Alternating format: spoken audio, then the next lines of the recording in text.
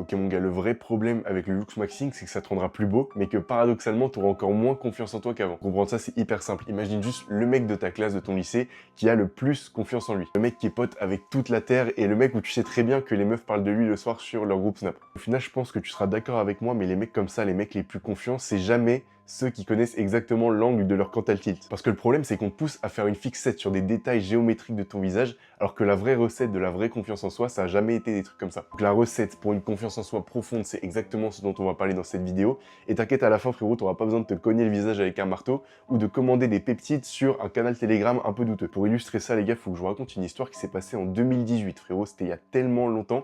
Donc ce jour-là, je marche dans les couloirs de mon collège et je suis là avec mes potes et tout, on parle. Mais au lieu d'être présent dans la situation, de participer, d'être concentré sur la conversation avec mes potes, je suis concentré sur toute autre chose. À ce moment-là, je pense uniquement à garder ma langue collée sur mon palais pour avoir une mini jawline. Ouais les gars, j'avais découvert le looks maxing en 2018 avant tout le monde, sans même le savoir. Parce qu'avant ça, quand j'étais gosse, j'avais grave confiance en moi. Il y avait ma mamie qui me disait que j'étais le mec le plus beau du monde.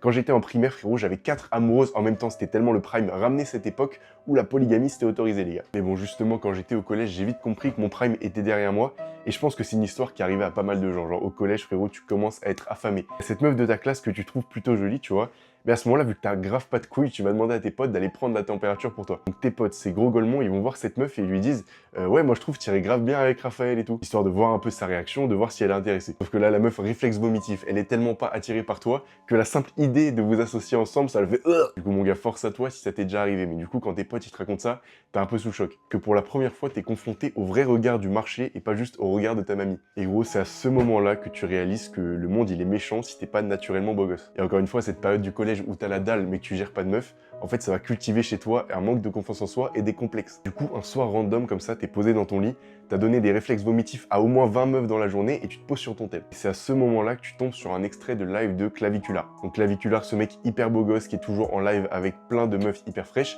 qui vient t'expliquer que la solution à tous tes problèmes, c'est juste que t'es pas assez beau. Donc si tu te sens seul, si t'es en dépression, si aucune meuf veut de toi, c'est juste parce que t'as un Cantal Tilt négatif, c'est-à-dire que tes yeux ils sont comme ça au lieu d'être comme ça. Et en vrai, comme par hasard, coïncidence de fou, ils vendent justement un programme de looks maxing pour t'apprendre à corriger tous ces trucs géométriques de ton visage. Donc quand t'es débutant et que tu vois tous les mecs du looks maxing se frapper le visage avec un marteau, tu comprends rien. Et petit à petit, tu commences à découvrir quelques notions, les bails de black pill, de structure osseuse, de Cantal Tilt comme on a parlé, jawline, de hunter eye, tout ça. En fait, sur le moment, paradoxalement, tu te sens hyper bien. Parce que même si t'as un Cantal Tilt négatif, tu sens enfin qu'il y a une solution, qu'il y a un truc que tu peux faire pour régler ce problème-là que t'as depuis des années. Du coup, t'en es plus à te demander pourquoi est-ce que les meufs vomissent à chaque fois qu'elles te voient, parce qu'il y a un mec qui a mis des mots, qui a mis des concepts mathématiques sur ce problème-là que t'avais depuis tout ce temps. Donc pour ce chapitre 2, frérot, je vais commencer par te poser une question. Est-ce que t'as déjà recherché le plaisir parce que le bonheur était trop dur à atteindre? Donc concrètement, est-ce que tu t'es déjà mis une race avec tes potes pour te sentir bien, au lieu de régler les vrais problèmes que tu as dans ta vie qui fait que tu pourrais juste te sentir bien au quotidien? Et bah le looks maxing, c'est exactement pareil. Toi, tu recherches l'amour de toi, la confiance en toi, l'attention des filles et surtout le bonheur. Et du coup, on te fait croire que le looks maxing, c'est la solution. Et réfléchis, c'est exactement comme le maquillage chez une femme. Par exemple, un mec, pour modifier sa structure faciale, il va se mettre 2-3 coups de marteau. Alors qu'une meuf, pour faire ça, elle va juste mettre de la lumière et des ombres au bon endroit, avec du fond de teint, du contouring, je sais pas quoi, les gars, je suis pas une meuf, je sais pas me maquiller. Mais du coup, si on suit la logique du looks maxing, bah, toutes les filles auraient grave confiance en elles vu que toutes les filles se maquillent. Sauf que frérot, si t'as déjà côtoyé des filles, tu sais très bien que les meufs, ça fait partie des êtres les plus complexés qui existent sur cette terre. Et tout autant que les hommes au final. Littéralement, toutes les meufs ont des complexes, même les meufs les plus belles. Toutes les meufs détestent leur corps, même les meufs où tu te dis mais il n'y a aucune raison parce qu'elle a un corps incroyable. Donc elles se trouvent toutes grosses, elles veulent toutes refaire leur nez, et pourtant elles se maquillent et elles peuvent presque modifier leur apparence comme elles veulent. Et c'est très important que tu remarques ça, mon gars. Clavicular, il est en train de te vendre le même mensonge que l'industrie cosmétique vend aux femmes depuis plus de 100 ans. Pourtant on a vu que ça marchait pas, mais frérot, on n'a toujours pas retenu la leçon. Donc mon gars, imagine que je te transforme en boîte là maintenant, t'es genre une boîte à chaussures, tu vois. T'inquiète, tu vas vite comprendre où je veux en venir, mais en gros, amour de soi, confiance en soi, bonheur, attention des filles, c'est ce que tu recherches. Et bah, looks maxing te fait croire que c'est juste en mettant quelques petits détails sur la boîte, en peignant un peu la boîte, en mettant un joli petit nœud sur la boîte, que tu vas arriver à tous ces résultats. Alors qu'en vrai, dans n'importe quelle relation qui dure plus de quelques heures, et bah la meuf elle va voir ta personnalité, elle va voir l'intérieur de la boîte. Toi mon gars, t'as beau avoir une jawline de fou, mais si t'as maxé que l'extérieur de la boîte et pas le contenu, frérot, la meuf va juste te voir comme un énorme singe. Donc frérot, la vraie solution, c'est de construire ta confiance en toi de l'intérieur et pas de l'extérieur de la boîte. Et le pire, c'est qu'on était bien parti, parce qu'en 2016, on avait un début de solution. C'est exactement ce qu'on va voir dans cette partie 3. On va comparer le Looks Maxing New Gen avec le Looks Maxing Old School. Justement, avant l'arrivée de TikTok, avant l'arrivée de tous ces influenceurs comme Clavicular, on avait un petit début de solution. Quand on remonte en 2016, frérot, 2016, c'était vraiment le prime de la vie.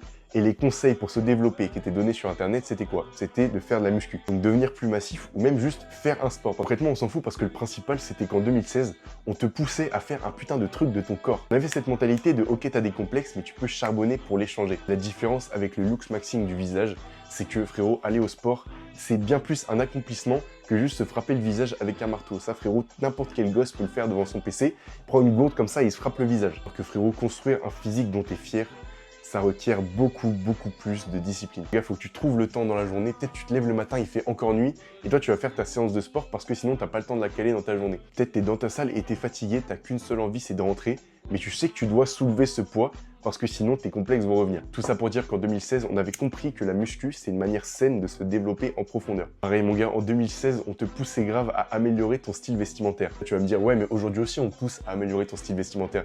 Mais frérot, non. Aujourd'hui, on te pousse à devenir un clone, à devenir comme tout le monde.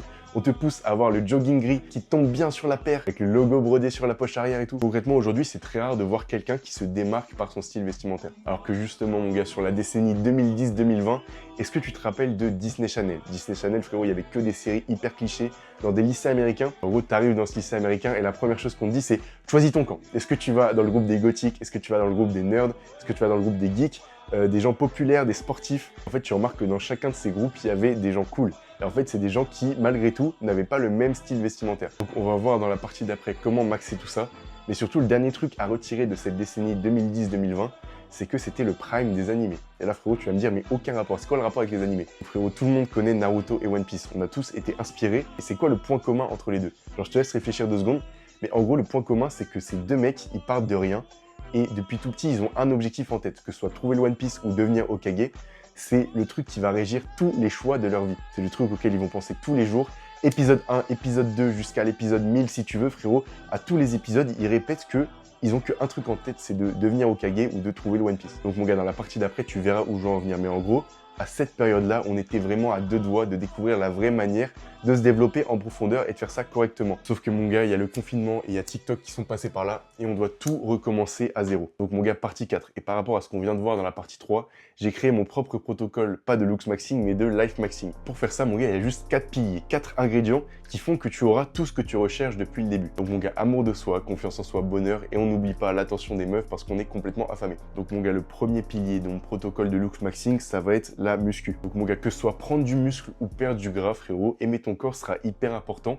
Parce que en plus de ça, ça va te construire une discipline en fer, frérot. Donc tu peux aller checker sur ma chaîne si tu veux, mais j'ai fait tellement de vidéos pour expliquer à quel point faire une prise de masse, c'est incroyable. Genre être musclé et avoir un corps qui est attirant et qui te plaît, c'est un des trucs qui a le plus changé ma vie depuis que je suis né. Genre, juste imagine ce que c'est d'avoir des meufs en soirée, genre que tu connais pas, qui viennent et qui veulent faire 6-7 avec tes pecs parce qu'ils sont énormes. Pareil, si tu veux savoir comment faire une prise de masse, il y a plein de vidéos sur ma chaîne. Bon gars, la muscu, c'est le pilier numéro 1 et t'inquiète pas, ça va aussi servir pour le pilier numéro 3, on en reparle après. Par rapport à la muscu, justement, j'ai maxé ma confiance en moi avec un rituel que je fais tous les soirs.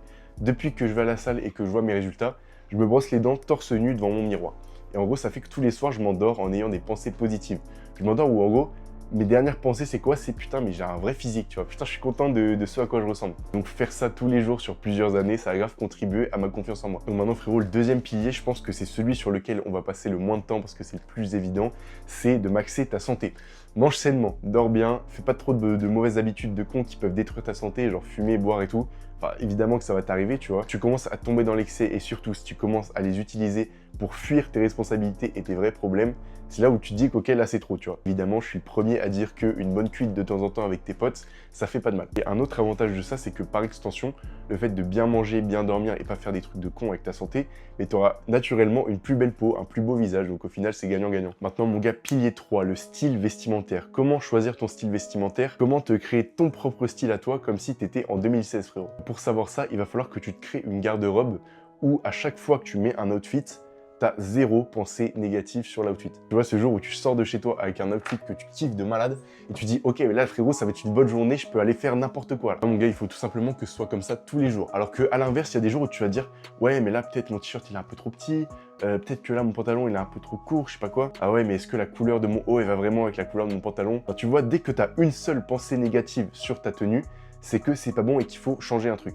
Donc maintenant, concrètement, comment faire pour construire cette garde-robe? Il va falloir que tu te poses la question, c'est quoi le message que tu veux renvoyer? C'est quoi les critères qui sont importants pour toi, pour tes vêtements? C'est quoi l'émotion, l'image de toi que tu veux transmettre? Parce qu'en vrai, je t'apprends rien, mais on peut analyser quelqu'un juste en regardant sa tenue. Typiquement, si tu vois un mec en sandales, en sarwell, avec un tote bag et un matcha à la main, et bah, tu lui as même pas parlé, mais le mec t'a déjà deviné 80% de sa personnalité juste en le regardant. Pose-toi la question, c'est quoi le message que toi tu veux transmettre et quels vêtements vont te permettre de transmettre ce message-là? Maintenant, tu te souviens que dans le pilier 1, je t'ai dit que la muscu, ça allait servir aussi dans le pilier 3.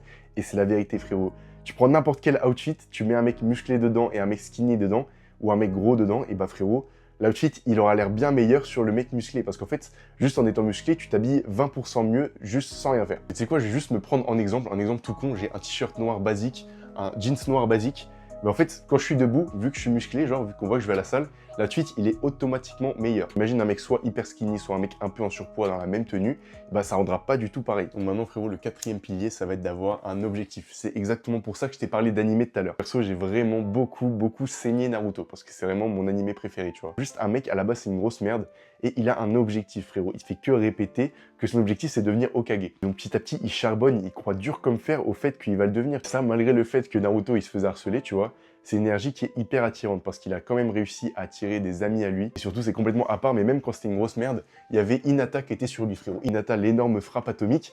Mais frérot, c'est juste pour te dire à quel point c'est aussi attirant pour une meuf, un mec qui a des objectifs, un mec qui est ambitieux, qui pose ses grosses couilles sur la table et qui dit putain, frérot, je vais devenir Hokage. Naruto, il a charbonné pour atteindre son objectif. Il y a eu des péripéties, des personnages qui sont morts et qui m'ont fait pleurer, frérot. Mais ça, à la limite, on s'en bat les couilles. Pose-toi tout seul et demande-toi.